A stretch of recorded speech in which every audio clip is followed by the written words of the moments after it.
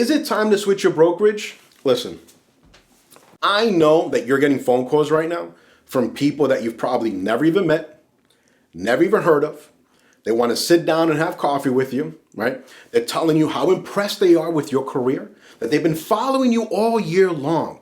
And oh my goodness, you will be such a great addition to their brokerage. And they can offer you all the support and technology that you need for you to double or triple what you've done in business, right? Does that sound familiar? Yeah, I get the phone calls too. Listen, it's poaching season. This is what brokers do, okay? They know. They know at the end of the year, agents, you're thinking about your money. You're thinking about, oh my God, it's the end of the year. Have I made as much as I should have, right? Did I set my goals? Did I achieve my goals? What am I doing? You're trying to pay for Christmas gifts. You have taxes coming up next year. You got the Board of Realtors fee that's right there too, right?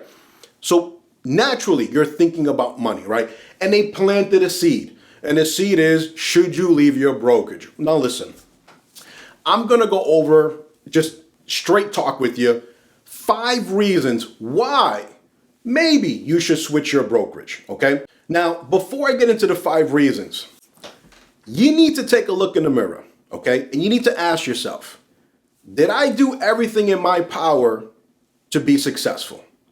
Did you follow your broker's instructions? Did you follow the trainings that were offered to you, right? If the answer is no, surprise, it doesn't matter what brokerage you go to, you're going to be in the same position, okay? Being honest with you, this is what it is, okay? Now, if you have done everything and you're not where you need to be, well, let's go over the 5 reasons why then maybe you should be switching your brokerage. So reason number 1, commission, right? How much money are you making? What's your split? Now, on average, right, when we start looking at different brokerages out there, typically we're seeing a 70-30 split. You're getting 70, the broker's getting 30, okay? If you're not making at least 70, then yes, I would probably consider switching brokerages just on the principle as far as why aren't you giving me a competitive split, okay? For instance, my brokerage, we start at 80%. That's us, 80-20, okay? But so if you're not at the minimum at a 70, then that's something you need to think about. Also, does your broker cap commission? I'm going to tell you right now, if you are with a broker that does not cap your commission, you're overpaying. That is probably a good reason why you should be considering switching to another broker. You need to have a commission cap. Now, they play with that number. Okay, now the caps are going to be different from different brokerages. Some of them, I've seen them at 21,000, some at 23,000. We offer a cap at 16,000. So you need to know what that number is. But I have heard of brokers that say, we cap you, but you still have to pay a franchise fee. Well, what do you mean? Well, for every deal that you do, yeah, you're going to get 100% commission, but you got to pay a 6% or an 8% franchise fee. Well, guess what? That's not a cap. You're still paying money. That 6% or 8% that's not going in your pocket is going to somebody else's pocket. Now, listen, if you are okay with that, if you are okay with being with a broker that does not cap and you want to pay them an extra 20, 30, 40, 50,000 a year, then God bless you. No problem. Then do it, right? Understand you're giving that money away, okay? Now, I don't know about you. I know of a lot of things that I can do with another 40, 50 grand other than give it to somebody else. But that decision is yours. Reason number 2, support, okay? And that's going to be huge. So what kind of support do you have? Are you at a brokerage where your broker is the trainer and support person? Yeah, good luck with that, right? Let me know how you're making out with that. Probably not too good. Because if your broker is actually trying to be a broker and trying to grow the business, how much time do they really have for you? And I'm pretty sure you're feeling that pain right now, okay? So that's a good indication that you're not at the right place. Now, for you to be in the right place, your brokerage should have a support team, a system, more than just one person, right? Because granted, everyone gets busy. So you need to have more than one point of contact that if you have a question or you need help with, you have other people around that can help you, okay? Also, if you're a new agent, what type of mentorship do they offer? Do you get to choose your mentor? That's a big one there, right? I know a lot of brokerages will have these mentors, and these are agents that just pretty much don't want to do business anymore. And they're like, yeah, I have experience, but I'll help coach agents. Great, okay. But if you don't gel with that mentor, if you guys don't see eye to eye, I'm going to tell you right now, it's going to leave a bad taste in your mouth and you're not going to be successful.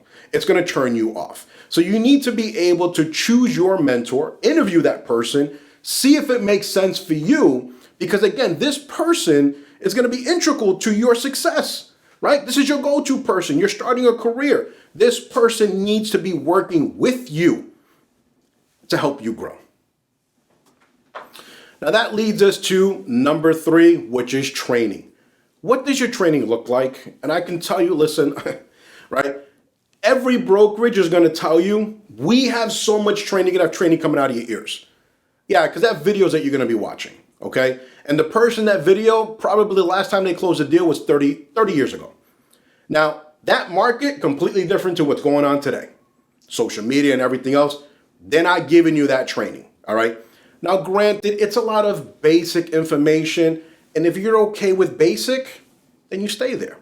But if you want advanced, you want more modern training, you have to make sure that your broker is offering that. For instance, our brokerage, the people that do our training are our icon agents. These are people that have done tremendous business, uber successful people.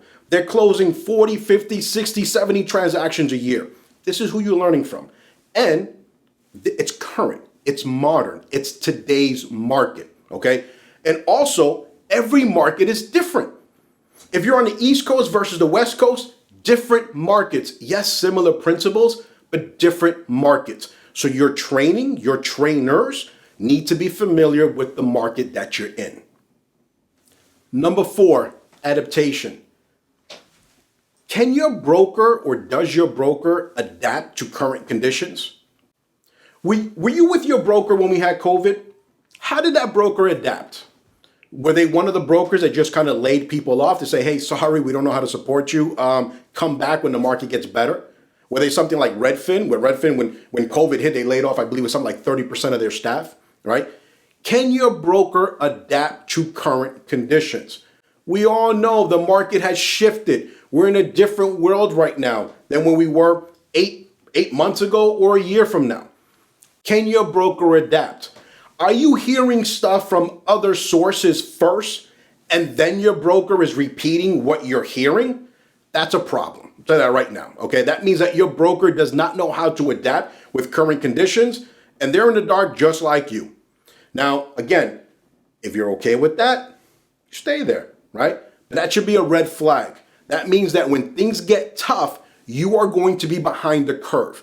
You're going to be fighting an uphill battle to try to continue to do the business that you're doing, okay? You're going to be one of the last people to adapt. That's not good. If you're taking this seriously, and this is your business, you need to be with a broker that understands the changes and that can get ahead of those changes. Now, the last reason number 5 is culture. Do you like where you work? Do you like the people around you? If you have an office and you go into the office, do you like being around those people? Your go-to people, your mentor, your trainers, your broker, do you like them? That's a fair question, right? I mean, we've all worked in other places before and we've had other colleagues that like you can't stand. You're like, oh my God, is this person again, right? If you are not happy where you are physically, right? Or emotionally, where you hear someone's name and you're disgusted, you're in the wrong place, okay? And you have to make a decision. No matter where you go, you have to make a decision because I promise you this is what's going to happen. It's going to leave such a bad taste in your mouth that you're going to want to leave the real estate industry, okay? And that's unfortunate because I've known a lot of people that could have been amazing agents, rock star agents. They were just in the wrong place. They didn't have the support, the culture wasn't there, and they left, okay? And I don't want to see that happen to you. So culture is going to be very, very important. And you have to be with a brokerage that has a culture that is close to what you're looking for, right? You know what I'm talking about. I mean, you hear me, okay? So culture is going to be very, very important. So if your brokerage is lacking that culture, yeah, it's time to interview some other people. So those are my 5 reasons on why you should switch brokerages. And let me know what you think. If you agree with my 5, beautiful, leave me a comment. Let me know. If there's something else that you would put in there, let me know as well, okay? Now, listen, I truly believe successful agents need to be with the right brokerage. You need to have a certain level of support in order to take you to that next level, okay? If you'd like to know more about what I'm doing and where I'm at, leave a comment, reach out to me. I'd be more than happy to talk to you as far as where I'm at and what we offer. But ideally, do not switch your brokerage just because someone invited you for a cup of coffee and they gave you some line that have been watching your career for the entire year and they really don't know anything about you, okay? You have to be smarter than that, okay? Go through the checklist, interview brokerages, and get things in writing. A broker promises you something, put it in writing. You can't put it in writing, see you later. All right, folks, well, there you have it. Again, any questions, comments, concerns, leave them, reach out to me, and until next time.